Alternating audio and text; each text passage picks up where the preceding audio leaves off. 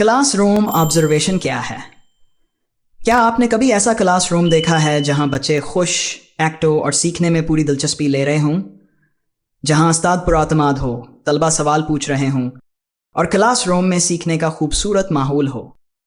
ऐसे कामयाब class rooms के पीछे एक अहम राज होता है, class room observation. Class room observation का मतलब है क्लास में जाकर तदरीस और सीखने के अमल को गौर से देखना। ये सिर्फ उस्ताद को देखने के लिए नहीं बल्कि तदरीस को बेहतर बनाने और तलबा की सीखने की सलाहियत बढ़ाने के लिए किया जाता है। ऑब्जर्वेशन के दौरान हम कई अहम चीज़ों का जायज़ा लेते हैं। तदरीसी तरीका, उस्ताद सबक कैसे समझाता है? क्या उस्ताद आसान और दिलचस्प अंदाज में पढ़ा रहा है? तलबा की सरगर्मी, क्या तलबा एक्टिव हैं?